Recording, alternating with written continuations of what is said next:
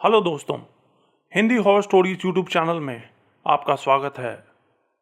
और अब वक्त है डरने का।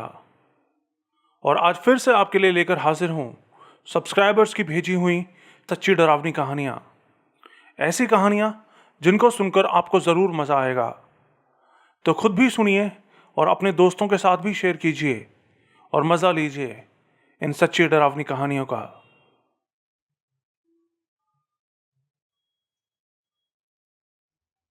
मेरा नाम प्रताप है। मैं पटियाला का रहने वाला हूँ। मैं जो कहानी आपको बताने जा रहा हूँ ये मुझे मेरी कॉलेज के कुछ दोस्तों ने सुनाई थी।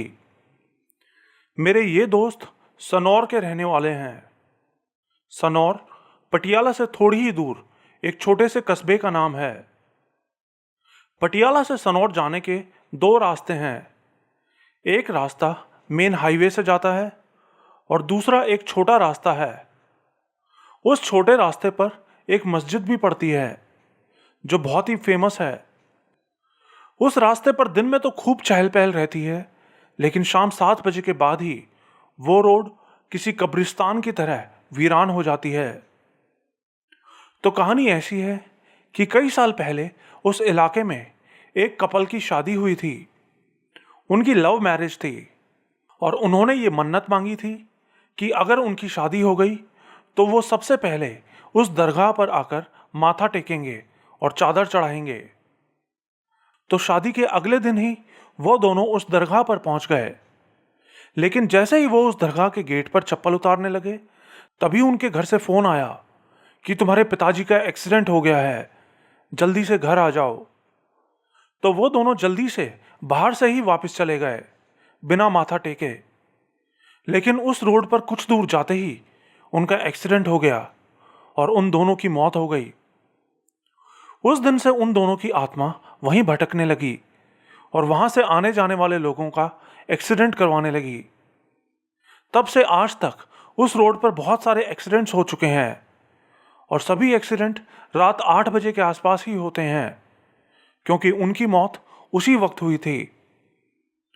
तो सनौर के मेरे उस दोस्त ने बताया कि एक बार उसके मामा जी, जो कि पटियाला के रहने वाले थे, वो सनौर में उनके घर गए थे और उसी दिन उनको वापस भी जाना था। तो जब उसके मामा ने वापस जाने की बात कही तो उन्होंने उन्हें रोकने की काफी कोशिश की, लेकिन वो नहीं रुके और जाने की जिद करते रहे। तो उन्होंने उनसे कहा कि अगर आपको जाना ही है तो आप हाईवे वाले रास्ते से जाना। तो वो हंसने लगे, बोले क्यों, दरगाह वाले रास्ते पर भूत है क्या? और ऐसे ही उनका मजाक उड़ाते हुए अपनी बाइक लेकर वहां से निकल गए।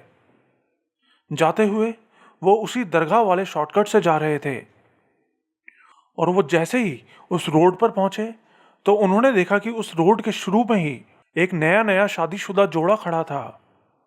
उनके पास एक बाइक भी थी और वो उसके मामा को हाथ देके रुकने का इशारा कर रहे थे। उसके मामा भूत वगैरह पर बिल्कुल भी विश्वास नहीं करते थे। तो वो सीधा उनके पास पहुंच गए और बाइक रोक ली। तो उस आदमी ने उनसे कहा कि मेरी बाइक खराब हो गई है, आप प्लीज मेरी वाइफ को अपनी बाइक पे बिठा लो और मेरी बाइक को पीछे से लात लगा दो। तो उसके मामा मान गए और उसकी वाइफ को पीछे बिठा के उसकी बाइक को लात से धक्का देते हुए जाने लगे। लेकिन तभी उन्होंने देखा कि वो आदमी अपनी खराब बाइक को रेस देकर कभी उनसे आगे निकल जाता तो कभी फिर से वहीं आ जाता। पीछे बैठी वो लड़की भी गायब हो जाती। वो बहुत डर गए, लेकिन इससे पहले कि वो वहां से भागते, वो लड़की उछल के उनके कंधों पर आके बैठ गई। उनका बैलेंस बिगड़ा और वो बाइक समेत गिर पड़े। उन्हें बहुत चोटें आईं। वो उठे तो देखा कि वहां कोई नहीं था। वो खुद को संभाल ही रहे थे कि उन्होंने देखा कि वही दोनों पति पत्नी सामने एक पेड़ के नीचे खड़े उनकी तरफ देख के जोर जोर से हंस रहे थे। वो देख के उनकी तो डर के मारे हालत खराब हो गई। उनको लगा कि आज तो वो पक्का मारे जाएंगे। तभी उनको याद आया कि रोड के आखिर में वो दरगाह पड़ती है। तो उन्होंने अपनी बाइक उठाई और तेजी से दरगाह की तरफ जाने लगे। पीछे से वो दोनों भी मेंढक की तरह उछल उछल के जोर जोर से हंसते हुए उनके पीछे आ रहे थे। वो दरगाह के पास पहुंचने ही वाले थे कि उनकी बाइक का टायर स्लिप हो गया और वो गिर गए।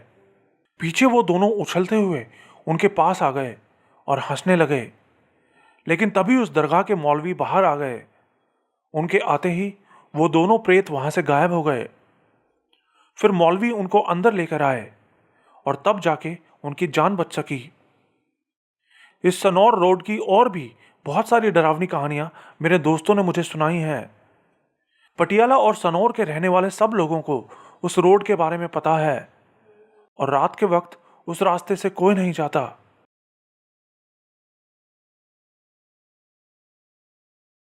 मेरा नाम अरुंधति है।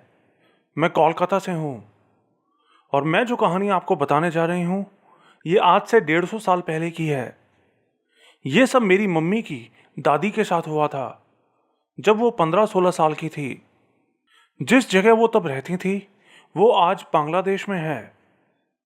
दादी की तब नई नई शादी हुई थी और उनके ससुराल में उनका घर वहां के जमींदार के घर के बिल्कुल बगल में था और दादी का कमरा ठीक उन जमींदार के घर के सामने पड़ता था।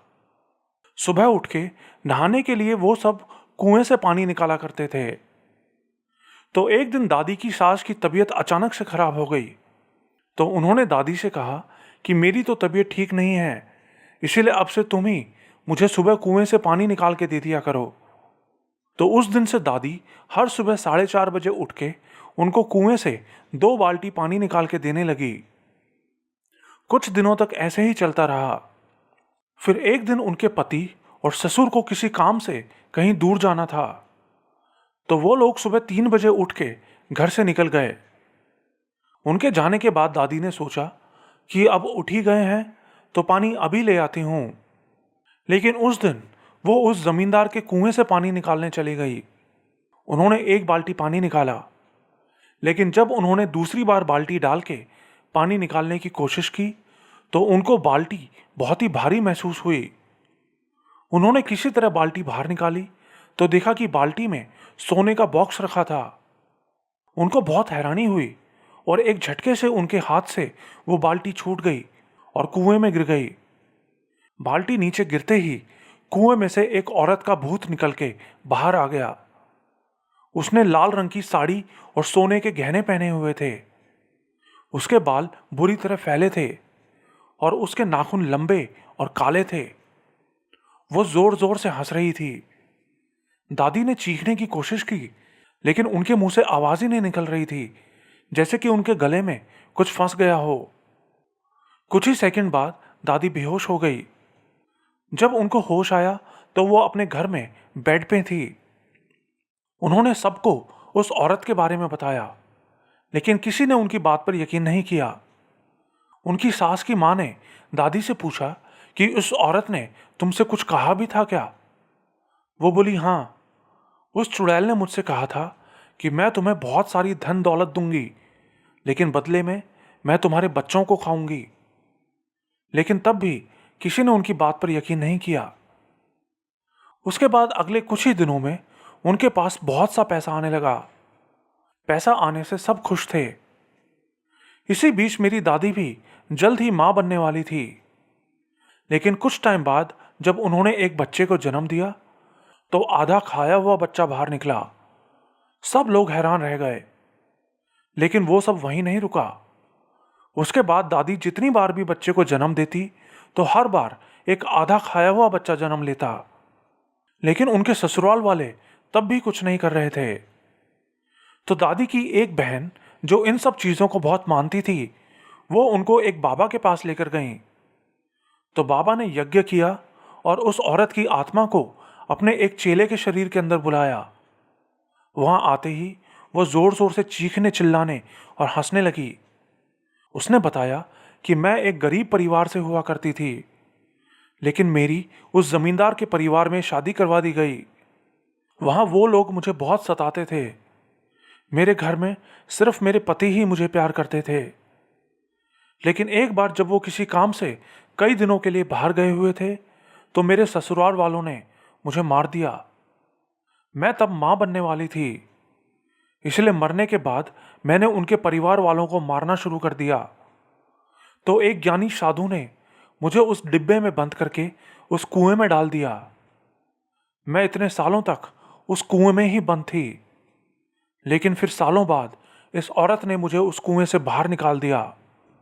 अब मैं इसके बच्चे खाऊंगी, लेकिन बदले में मैं इसको बहुत सारा पैसा दूंगी।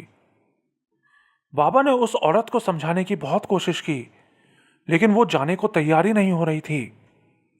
तो दादी की बहन उससे विनती करती हुई बोली कि इस बेचारी ने तुम्हारा क्या बिगाड़ा है, तुम क्यों उसको इतना कष्ट दे रही हो। तो वो औरत बोली, ठीक है, मैं इसको छोड़ दूंगी, लेकिन इसका सिर्फ एक बच्चा होगा और इसको और इसके पूरे परिवार को थर्सडे को सिर्फ वेजिटेरियन खाना ही खाना होगा, और अगले 4 हफ्तों तक इसे हर रोज मेरे लिए 11 तरह की नॉनवेज डिश बना के तालाब के पास रखनी होंगी। उन लोगों ने वैसा ही किया और 1 साल बाद दादी ने एक बहुत ही सुंदर बेटे को जन्म दिया, जिसका नाम उन्होंने रतन रखा, जो कि मेरे दादाजी थे। लेकिन 2 साल बाद दादी ने एक बेटी को भी जन्म दिया। सब लोग हैरान थे कि ये कैसे हुआ, लेकिन उसके बाद सब कुछ ठीक रहा।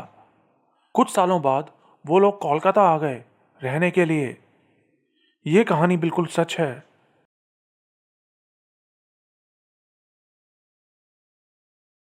ये 2015 की बात है। मैं नोएडा की एक नई नई बनी सोसाइटी में रहने के लिए आई थी। वो जगह मेरे ऑफिस के पास पड़ती थी, इसीलिए मैंने उस सोसाइटी में फ्लैट लिया था। सोसाइटी नई थी, इसलिए वहाँ ज़्यादा लोग भी नहीं थे। मैं जिस बिल्डिंग में थी उसमें नीचे फर्स्ट फ्लोर पर 2 फैमिली और ऊपर 17th फ्लोर पर कुछ लड़के रहा करते थे। मेरा फ्लैट 11th फ्लोर पर था। सोसाइटी में बहुत कम लोग थे, लेकिन वहाँ किराया भी बहुत कम था, इसलिए मैं वहीं रहने लगी। बिल्डिंग के हर फ्लोर पर 4 फ्लैट्स थे, जिनके बीच में एक ओपन एरिया था, जहाँ रात में बिल्कुल अंधेरा रहता था। लाइट सिर्फ उसी फ्लोर पे जलती थी जिस पे लोग रह रहे थे। वो सर्दियों का टाइम था। तो एक रात करीब 10 बजे मैं ऑफिस से अपनी सोसाइटी में पहुंची। वहां से अपनी बिल्डिंग पे जाके मैंने अपने फ्लोर पे जाने के लिए लिफ्ट ली। मैं बहुत थकी हुई थी और जल्दी से अपने रूम में जाके बस सोना चाहती थी। लिफ्ट आई तो मैंने लिफ्ट के अंदर जाके 11th फ्लोर का बटन दबा दिया। लिफ्ट ऊपर जाने लगी। फिर कुछ सेकंड्स बाद लिफ्ट रुकी और मैं लिफ्ट से बाहर निकलने लगी, लेकिन तभी मैंने देखा कि बाहर तो बिल्कुल अंधेरा है। मुझे थोड़ी हैरानी हुई, क्योंकि हमारे फ्लोर पर तो हमेशा लाइट जलती रहती थी। तभी मैंने ध्यान दिया कि वो तो 9th फ्लोर था, लेकिन मैंने तो 11th फ्लोर का बटन दबाया था। तो लिफ्ट 9th पे कैसे रुक गई, क्योंकि वहां तो कोई रहता ही नहीं था जिसने बटन दबाया हो। लिफ्ट अभी वहीं थी, सामने घुप अंधेरा था। मैं जल्दी से भाग के लिफ्ट के अंदर चली गई, लेकिन अंदर जाके मैंने देखा कि बाहर अंधेरे में कोई खड़ा था, कोई साया। अंधेरे में वो ठीक से तो नहीं दिख रहा था, लेकिन वो किसी इंसान का साया ही लग रहा था।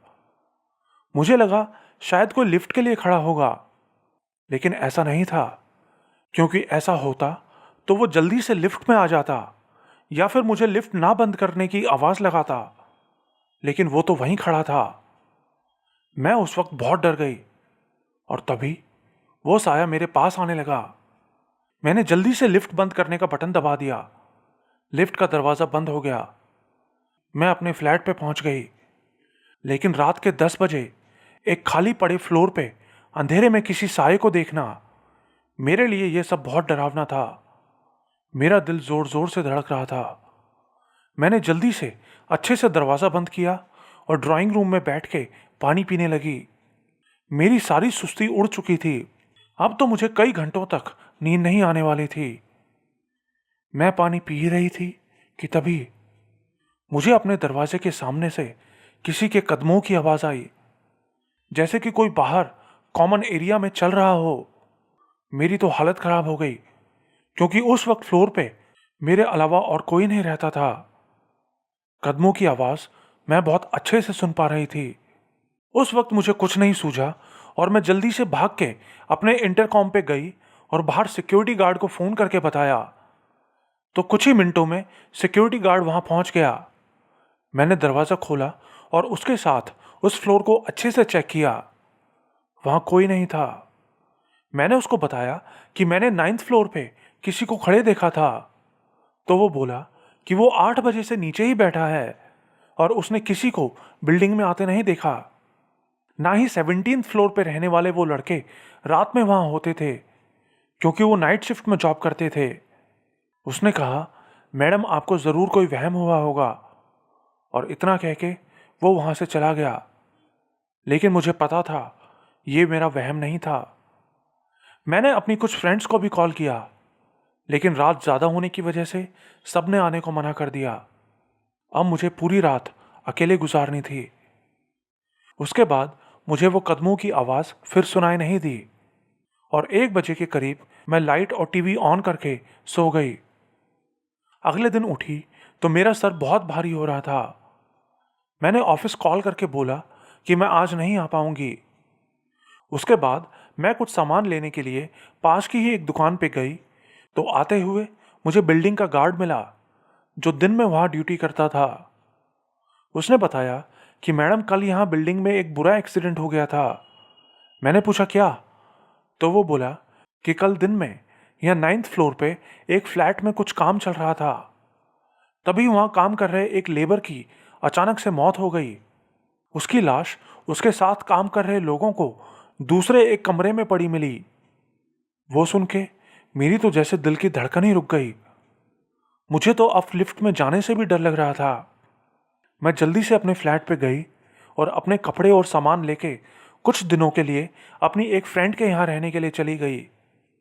और कुछ ही दिन बाद मैंने वो फ्लैट खाली कर दिया और एक भीड़भाड़ वाली सोसाइटी में रूम ले लिया।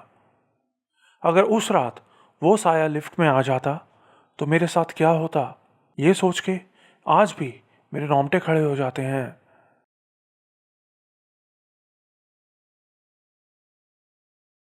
मेरा नाम तनवीर अख्तर है। मैं बिहार के दरभंगा जिले में रहता हूँ। मैं आपको अपने अब्बू की जिंदगी की सच्ची कहानी बताने जा रहा हूँ। इसकी शुरुआत तब हुई थी जब मेरे अब्बा 10 साल के थे। एक शाम अब्बा एक पेड़ पर झूला झूल रहे थे तो उन्हें एक जिन ने उठा के पटक दिया। अब्बा को इतनी जोर से पटका था कि उन्हें 3 दिन तक होश ही नहीं आया। डॉक्टरों को भी समझ नहीं आ रहा था कि इन्हें क्या हुआ है, लेकिन 3 दिन बाद उनको अचानक से होश आ गया। वो बिल्कुल ठीक थे। लेकिन उसके बाद से वो जिन अब्बा के साथ ही रहने लगी थी। वो जिन असल में एक लड़की थी। मेरे अब्बा 5 वक्त के नमाजी थे। वो कभी नमाज नहीं छोड़ते थे। अब्बू के ऊपर जिन है, ये बात पहले तो उनके घर वालों को नहीं पता थी, लेकिन जब मेरी दादी को ये पता चला तो वो उनको कई सारे मौलवियों के पास लेकर गई, लेकिन कोई उस जिन को नहीं हटा सका। वो जिन इतनी ताकतवर थी कि उसकी ताकत के आगे कोई नहीं टिक सका। अब्बा बताते हैं कि कितनी बार ऐसा होता था कि जब वो मौलवी के पास जाते और मौलवी उस जिन को हटाने की कोशिश करता तो मौलवी के मुंह से खून निकलने लगता। सब मौलवी भाग जाते। मेरी दादी हर दिन किसी मौलवी को घर में लेकर आती, लेकिन कोई भी अब्बा के सामने टिक नहीं पाता। आखिर में दादी ने भी हार मान ली। वो समझ गई कि इस जिन को कोई नहीं हटा सकता। कई दिनों तक कोई मौलवी नहीं आया। फिर एक दिन दादी को पता चला कि एक मौलवी है जो आग में जिन की तस्वीर दिखा देता है। वो मौलवी दरभंगा के जाले गांव में रहता है। लोग बताते हैं कि वो हर तरह के जिन को दूर कर देता है। तो एक दिन दादी उनके पास गई मदद के लिए। दादी ने उनको पूरी बात बताई तो वो बोले ठीक है, उसको मेरे पास ले आओ, मैं उसको ठीक कर दूंगा। अगले ही दिन मेरी दादी अब्बा को लेके उस मौलवी के पास चली गई, लेकिन मेरे अब्बा ने जैसे ही उसके दरवाजे पे कदम रखा, वो मौलवी घर से हाथ जोड़ता हुआ बाहर चला गया और उस जिन से माफी मांगने लगा। मौलवी ने कहा कि इस जिन को कोई नहीं हटा सकता, क्योंकि ये कोई मामूली जिन नहीं है, ये एक रानी जिन है और इसके सिर पर ताज है। मौलवी ने बताया कि उसने अपनी जिंदगी में सैकड़ों जिन्नातों को देखा है, लेकिन पहली बार किसी के सिर पर ताज देखा है। अब वो लोग हार मान चुके थे। उसके बाद कोई मौलवी उनके घर पे नहीं आया। वो जिन ताकतवर तो थी, लेकिन वो अब्बू को कोई नुकसान नहीं करती थी। अब्बा नमाजी थे। धीरे धीरे वो उस जिन की ताकत से दूसरों की मदद करने लगे, साथ में अपना काम भी करते थे। लेकिन दिक्कत तब हुई जब अब्बू की शादी हो गई। शादी के बाद उस जिन ने कहा कि मैं तुम्हें बर्बाद कर दूंगी, और उसने ऐसा ही किया। अब्बा ने नमाज पढ़ना छोड़ दिया, शराब पीने लगे। मेरी माँ अब्बा के साथ कभी खुश नहीं रह सकी। मेरी माँ ने भी कई मौलवियों से मदद ली, लेकिन कोई कुछ नहीं कर सका। बड़ा होते हुए मैं भी अब्बू के साथ ये सब होता देखता आया हूं। अब्बू ने मुझे अपनी जिंदगी के बारे में सब कुछ बताया है। अब्बू का कहना है कि आज तक कोई मौलवी उस जिनका नाम तक नहीं बता सका है। उससे लड़ना तो बहुत दूर की बात है। उस जिन को दुनिया में उनसे कोई दूर नहीं कर सकता।